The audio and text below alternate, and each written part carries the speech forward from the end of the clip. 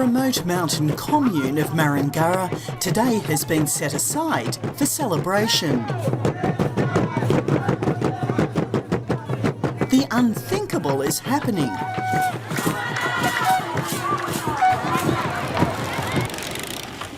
Burundi's head of state is on his way to visit. It's not exactly the form of transport you'd expect from a head of state. He's followed by a convoy of armed guards.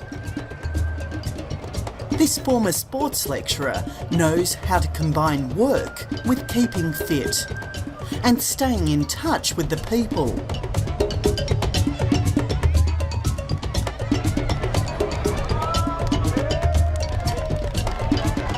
En route, he stops at this community project.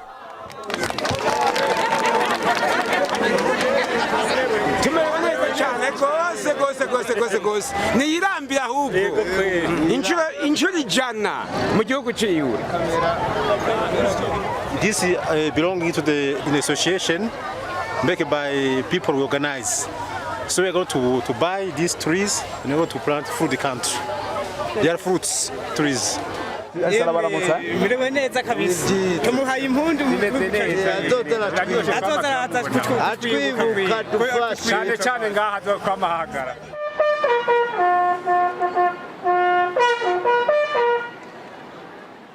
On arrival at Marangara, President H.E Nkuruziza is given a welcome fit for royalty.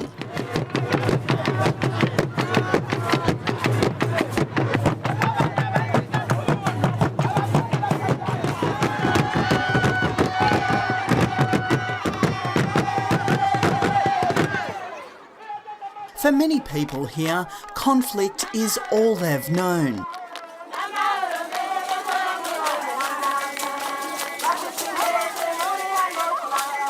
The prospect of hearing their president speak about peace has brought people down from the mountains.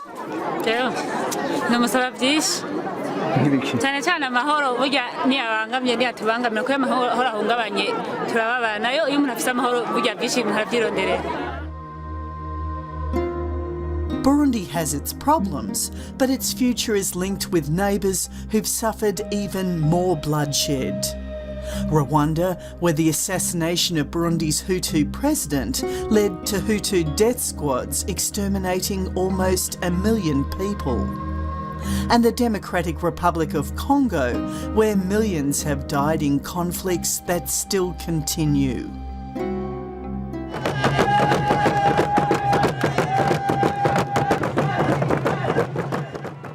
H.E Nkuruziza is a former rebel soldier. He was elected president in 2005 under a deal to end years of conflict between the Tutsi-dominated army and Hutu rebels.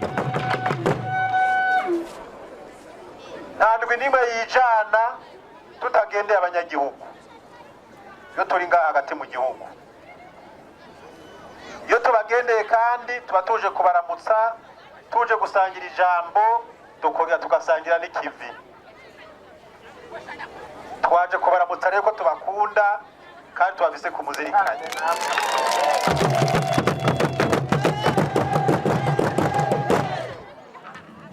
He's the first head of state ever to set foot in this part of the country. For years, the villages around Marangara were at the heart of an ethnic war, which began when Tutsi army officers murdered the country's first Hutu president in 1993.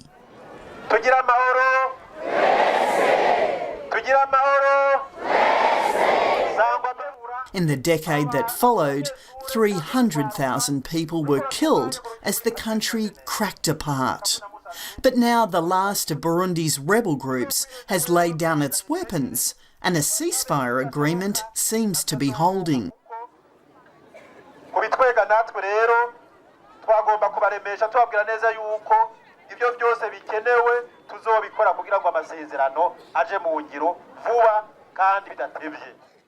Burundi is being touted as a leading example of peacemaking in a region well versed in conflict. sangwa iterambere, sangwa ubumwe, sangwa ibikorwa, iterambere mu gihugu cyacu cy'u Burundi. We have seen that democracy is possible in our country. Now we have elected institutions, and we have also formed a new army and a new police. There is peace. That's why we put down our guns. The President's visit is giving special hope to those who can remember what it was like to live in peace. Ko mahoro je mbona iyo umuntu arimye utwiwe akadufungura akaryama bushya agasubira ku kivi abana bakiga umuntu wose ukazi ko akora agatabuka mu rumenga amahoro umuntu aba yafise uticha ahantu wikanga ngo ndagogo nakacanye umubanyi waryama mukarara hanze umwikeka ibonye mwese mujyaye mukavyuka muri mukaya je mumenga amahoro umuntu aba yafise ko mutima wumva ko uruhutse worohewe.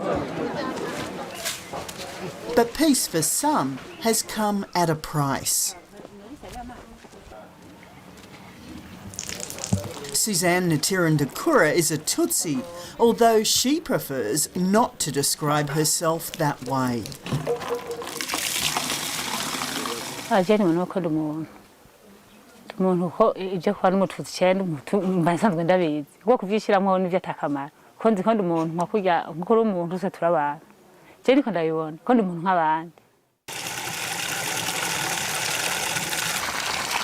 But when the nation descended into anarchy, she became one of the hunted.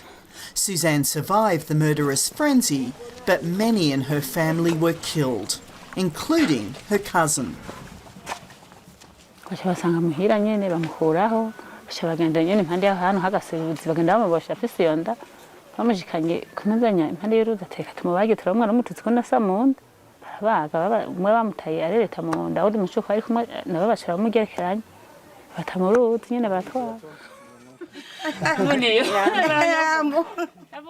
She was resettled here in Marangara after years of running from war.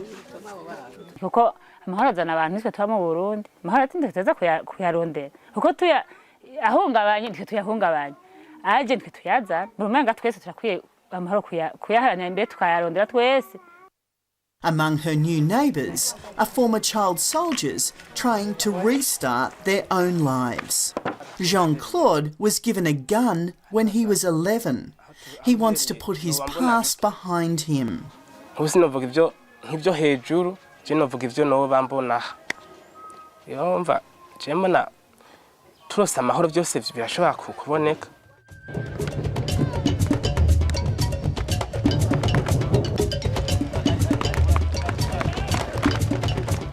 Today, Burundi's president is leading by example. An avid football player, he's known throughout the region for his football skills.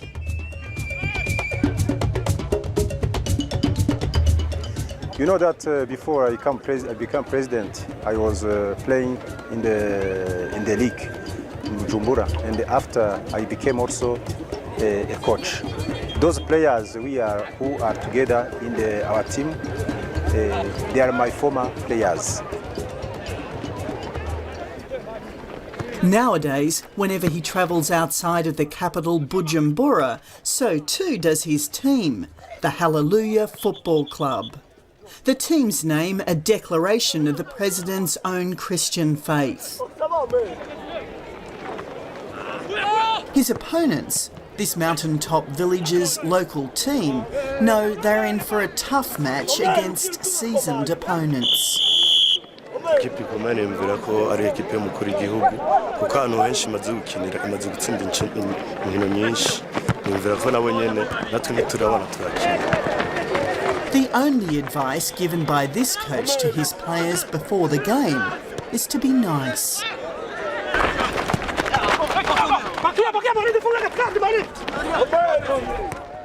Yego abakinyi twavuganye twagerageje kubahanura yuko umukuru w'igihugu kizira kumukinira nabi bamukinire buhoro buhoro mugabo naho ntitwace tumureka baramwataka ariko kibi no kumukomeretsa cyangwa kumukinira nabi.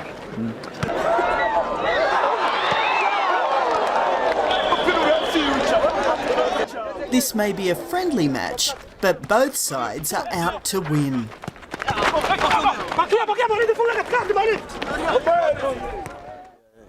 le président de la République. Bon, disons, surtout, c'est de calmer le jeu. Hein, parce que l'équipe adverse sont des jeunes. Bon, disons, l'équipe des présidents sont des gens qui sont quand même un peu âgés. Alors, s'ils jouent comme leurs adversaires,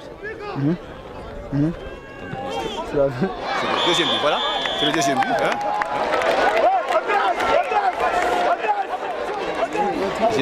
Mais un peu de rigueur là. Un peu de rigueur. Ils jouent dur. Il faut le faire la même chose. Ça, hein? C'est bon. Kazan, wapeleke. Mais il faut, quand on fait surface, angalia mzee yuko wapi. Chaque fois qu'il est en retrait. Teremshie, sawa? Burundi's football-playing president, as he's known throughout the region, firmly believes that football can bring the nation together and that tribal divisions are erased when it comes to the great game. Football is very important, it's very popular in Burundi. And if you go in every area, you can see the people playing soccer. Soccer in Burundi is very popular. And when you come here, you see all the people, even the old men, the old women, come to watch the match. It's very important to unite the people.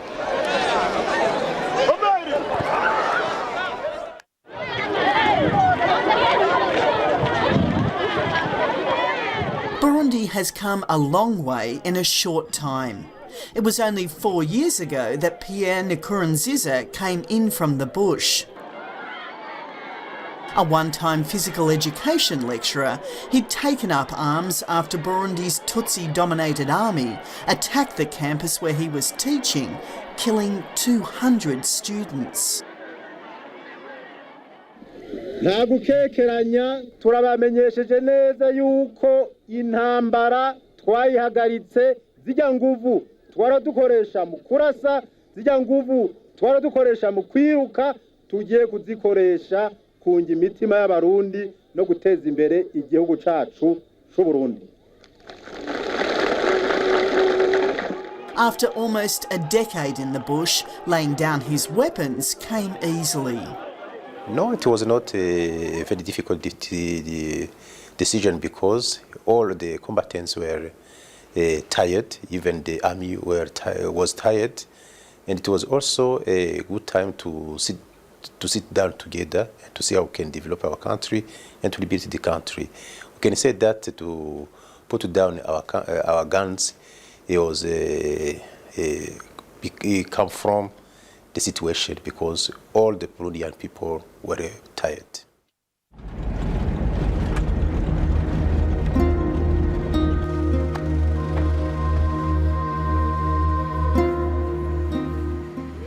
Peace deals returned most of the Hutu rebel groups to the government fold earlier this decade, except for one, the National Liberation Forces, known as FNL. It's headed by this man, General Agathon Rwasa. Now, after almost 2 decades in exile and fighting in the bush, he too has come home.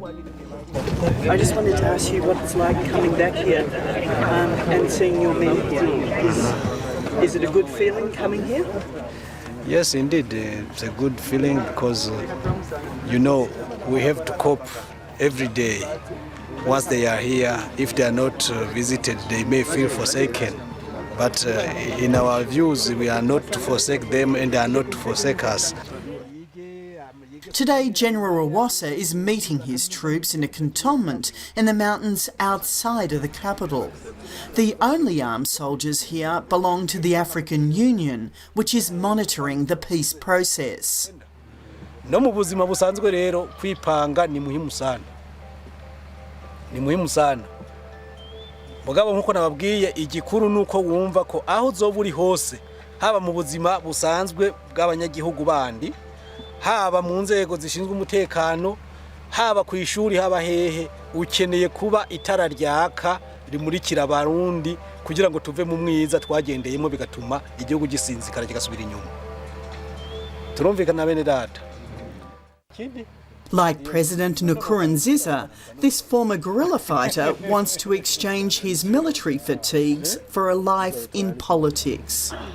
and he wants to contest the next election. But there's a problem. His proposed political party is called the Party for the Liberation of Hutus, creating much angst amongst the Tutsis. General Rwasa argues keeping the party's name is about its identity, not about tribal divisions. The people need peace. The people are accepting us. Why should the government refuse us, pretending that the people is against us through the Constitution? The Constitution was not elaborated by the people. It was just elaborated by a tiny group of people who were aiming to safeguard their interests. Former President Domitian Ndayizeye, whose forces battled General Rwasa's rebels, believes democracy needs to be given a chance, including General Rwasa and his party, the FNL. We have agreed that we all need peace in Burundi, and we have decided that FNL must be involved in the peace process in Burundi. It's a very good thing that the current president is encouraging Burundians to involve the peace and encouraging FNL to come in. It's a very good. He also believes the main threat to peace in one of the poorest countries in the world is poverty. If we follow very carefully only the peace process and we forget the problem of development, you know, we will come in again in conflict. And the main thing today, main preoccupation of Burundians today, and I think I'm not wrong, is a problem of poverty. And that the international community must abide by promises made to Burundi which are yet to be fulfilled. Maybe they are interested by the other problems which are occurring in the other countries, because maybe Burundi is too small.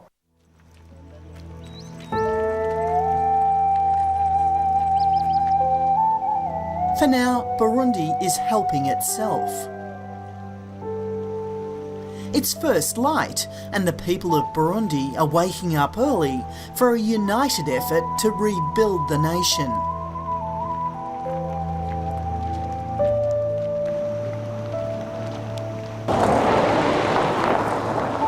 Every Saturday, except on the rare occasion they are given a day off, the nation is mobilised, including the president.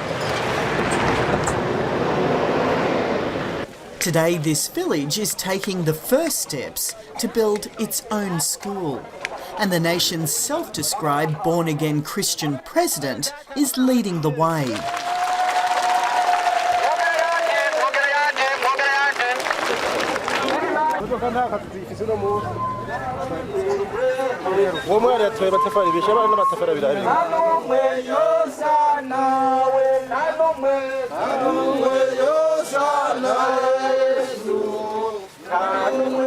The government has promised universal health care and compulsory free primary education, but schools and health clinics are in short supply.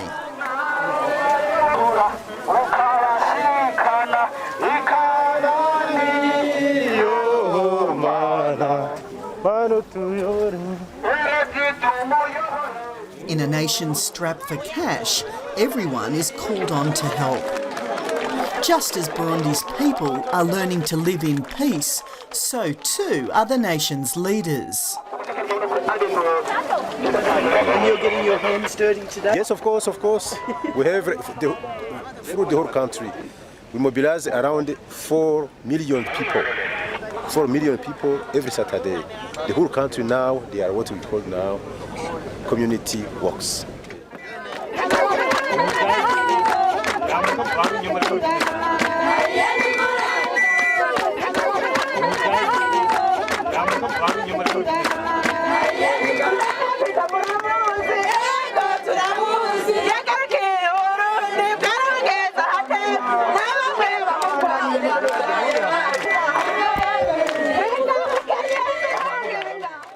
Burundi, we come from a civil war, and also Burundi is among the 5 first countries which are poor in the world. So the poverty is also another obstacle to develop our country. But we see that with peace, there is a hope. We can rebuild our country, and we can also see how we can develop our potentialities, especially in tourism, in mining. There is a hope.